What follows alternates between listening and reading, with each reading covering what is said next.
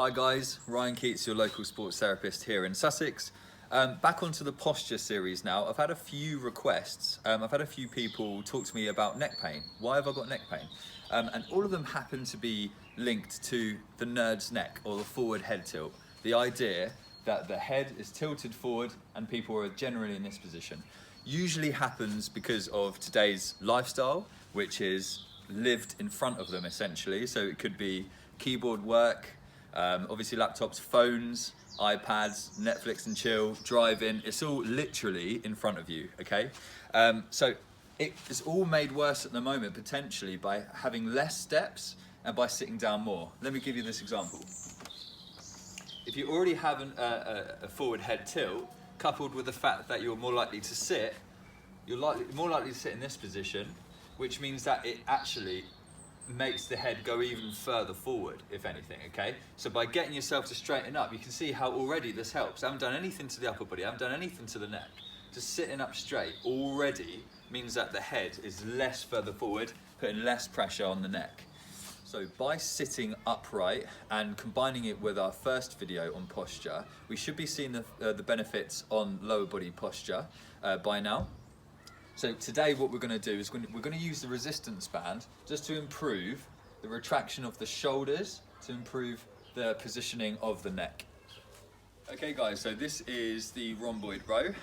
Grab your resistance band and wrap it around anywhere that's suitable in or outside the house. Okay. Hold either end in each hand. Chest high and proud, soften the knees, contract the core, elbows in. Making sure that you bring your elbows by your side and squeeze in the back. So what you should see, if you see my back, is that the back is doing all of the work. Okay, it's not an arm exercise, it's a back exercise. The only thing I would say with that as well is don't raise your shoulders. Raising the shoulders actually adds to the problem and the tilt with the back, okay? So please don't do that. Keep the shoulders down, elbows in, squeeze the back together. Place the resistance band a little higher, soften the knees, hinge the hip, bring one elbow down and twist in the spine as well. Because of where the lats end up, you're going to need some sort of spinal rotation too. When you do this, you don't even need that heavy a resistance band. You'll feel it straight away, going all the way down the back, all the way down the side. Okay, you don't need much resistance. It's just a lovely contraction there.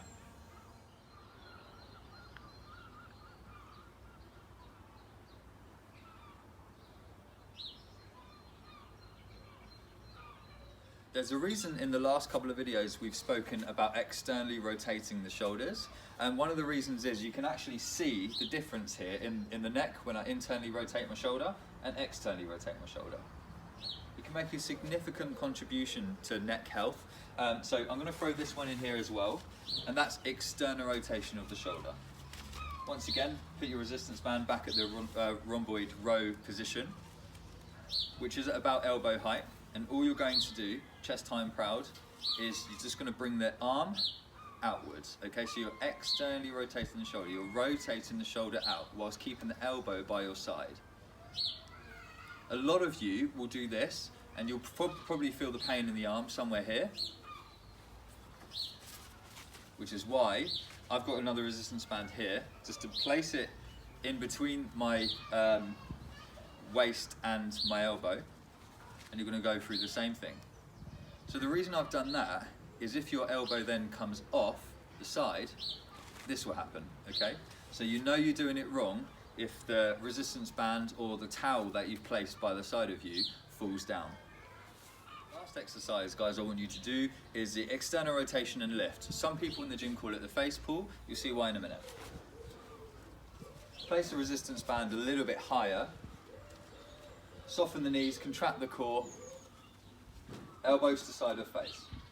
The hand is going to win the move before the elbows do, okay? So you really get in that external rotation, lift. Going into that Y posture we spoke about in the first video. Back down, straighten. External rotation, lift, back down, and release. So what you're doing there is you're you're working on external rotation just from a different angle, and then the lift is making your spine strong through that midsection, okay? So it's stopping you from falling forward. You're actually working on the muscles that hold you back, and therefore posture will tend to straighten up. If you do all of those exercises 30 times, I promise you, you'll see the difference in a matter of days.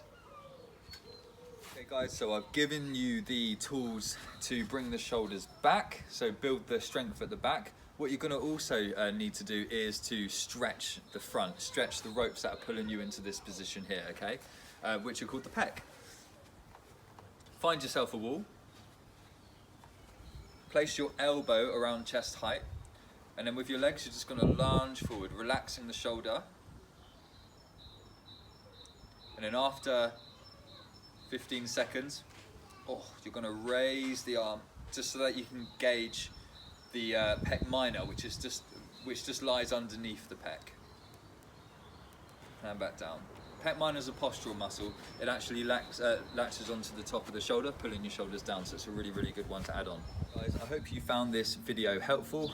If you have any problems at all, questions or queries or suggestions, then please don't hesitate to contact me on sportstherapy@backblog.co.uk. There's always things you can do, even if they cause you a little bit of issue, okay? If they do cause you pain, then please don't continue.